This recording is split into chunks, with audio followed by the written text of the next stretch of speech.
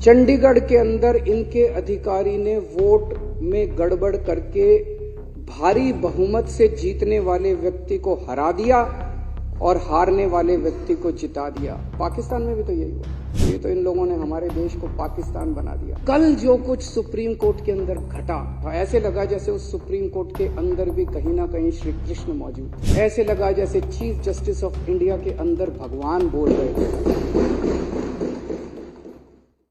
आज इतना ज्यादा अधर्म हो गया है, चारों तरफ इतना अधर्म का बोलबाला हो गया है। खुलेआम एमएलए को खरीदा जा रहा है। हमारे एमएलए को 25-25 करोड़ रुपए ऑफर किए गए। एमएलए को खरीद के खुलेआम सरकारें गिराई जा रही हैं। कर्नाटक में एमएलए खरीदे गए, गोवा में एमएलए खरीदे गए, महाराष्ट्र में एमएलए खरीदे गए, मध्य प्रदेश में एमएलए खरीदे गए, नॉर्थ ईस्ट के अंदर एमएलए खरीदे गए, उत्तराखंड में एमएलए, खुलेआम एमएलए खरीदे जा रहे हैं। करोड़ों करोड़ रुपए के काले धन से एमएलए खरीदे जा रहे हैं। सरकारें खुलेआम गिराई जा रही हैं। लोगों का विश्वास खत्म होता जा रहा है धर्म से। चारों तरफ इतना धर्म का बोलबाला हो गया है। और ये जो चंडीगढ़ में हुआ, चंडीगढ़ के अंदर इनके अधिकारी ने वोट में गड़बड़ करके भारी बहुमत से जीतने वाले व्यक्ति को हरा दिया और हारने वाले व्यक्ति को जिता दिया। पाकिस्तान में भी तो यही हुआ। पाकिस्तान के अंदर भी तो रावलपिंडी के उस इलेक्शन कमिश्नर की आत्मा जाग गई जिसने आके कहा कि हमने भारी बहुमत से उन लोगों को हरा दिया जो भारी बहुमत से जीत रहे थे, और उनको जिता दिया जो हार रहे थे। तो ये तो इन लोगों ने हमारे देश को पाकिस्तान बना दिया। 75 साल के अंदर जो इस देश ने अचीव किया था, हासिल किया था, कड़ी मेहनत से इस देश के 140 करोड़ लोगों ने मेहनत करके इस देश के अंदर हासिल किया था, और एक झटके के अंदर इन लोगों ने सब कुछ खत्म कर दिया। हर जगह ये लोग अपना टांग अड़ाते हैं, काम नहीं करने देते लोग। आज हमारे किसान दिल्ली आना चाह रहे हैं। बताओ क्या कसूर है जी? दिल्ली तो कोई भी आ सकता है। दिल्ली तो देश की राजधानी है। उनके पास कोई हथियार नहीं है, कुछ नहीं, आने दो दिल्ली में।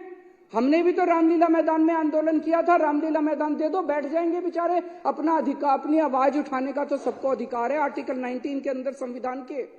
किसानों को नहीं आने देते, ना उनकी फसलों का दाम। वो क्या मांग रहे हैं?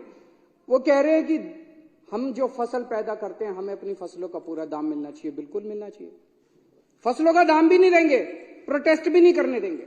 आज इस देश का युवा बेरोजगार है, उसको नौकरी देने के इनके पास कुछ नहीं है। दर दर की ठोकरें खा रहा है। व्यापारी बुरे हाल है, महिलाएं, उनका घर का खर्चा नहीं चल रहा। महंगाई इन लोगों ने इतनी ज्यादा कर दी। और एक गरीब दिल्ली के अंदर हम देख रहे हैं कि झुग्गियां एक के बाद एक झुग्गियां तोड़ी जा रही है। तो खुलेआम इतना अधर्म हो गया, खुलेआम इतना चारों तरफ इतना ज्यादा अधर्म हो गया कि अब भगवान ने तय किया कि मुझे अवतार लेना पड़ेगा। समय आ गया है जब मुझे उत्पन्न होना पड़ेगा और पिछले मुझे हस्तक्षेप करना पड़ेगा। और पिछले कुछ दिनों की घटनाएं ये दिखाती हैं कि भगवान ने सीधे तौर पे हस्तक्षेप करने की और उत्पन्न होने का निर्णय ले लिया है।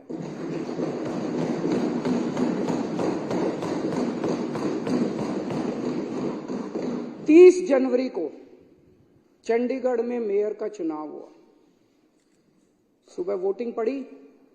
वोटिंग पढ़ने के बाद एक प्रिजाइडिंग ऑफिसर था, पीठासीन अधिकारी अनिल मसीह, इन्हीं का आदमी था। अनिल मसीह तो मोहरा है, पीछे तो वो हैं, उन्हीं का आदमी था। उस दिन इन लोगों ने तय किया कि आज उस हॉल के अंदर द्रौपदी का चीरहरण करेंगे। उन लोगों ने, इन कौरवों ने तय किया कि आज हम जनतंत्र का, भारतीय जनतंत्र का चीरहरण करेंगे। पूरी प्लानिंग करके आए थे। उसने तय किया कि मैं असली वोटों के ऊपर उनको ठप्पे मार मार के, डिफेस कर करके उनको इनवैलिड घोषित कर दूंगा और हारे हुए को जिता दूंगा।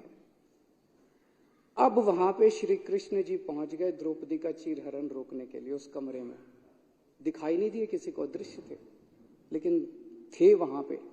आप लोगों ने अगर वीडियो में देखा हो, वीडियो में वहां जितने बीजेपी वाले मौजूद थे सारे कह रहे हैं कैमरे ऑफ करो, कैमरे। देखे आपने वीडियो? सारे चिल्ला रहे हैं कैमरे ऑफ करो, कैमरे ऑफ करो। कैमरे ऑफ क्यों नहीं हुए? श्री कृष्ण जी वहां मौजूद थे, उन्होंने कैमरे ऑफ किए।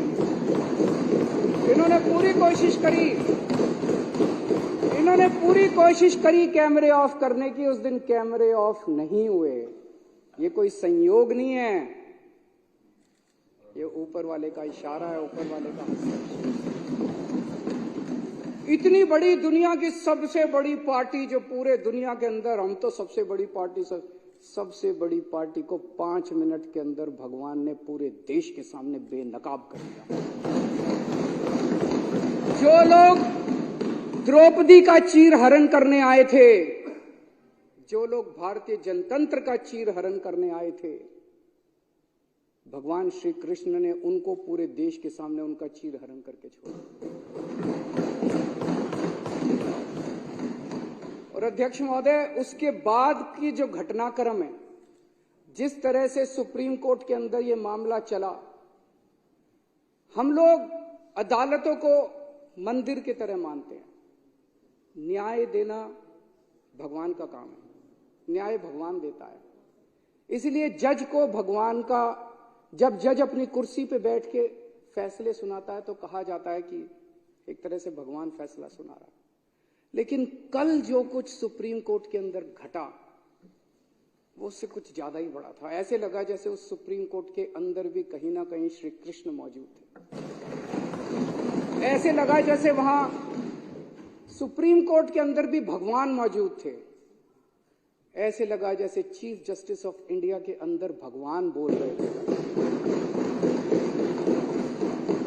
ऐसे लगा जैसे चीफ जस्टिस ऑफ इंडिया के जुबान के ऊपर भगवान बैठे हुए थे, भगवान उनके जरिए बोल रहे थे।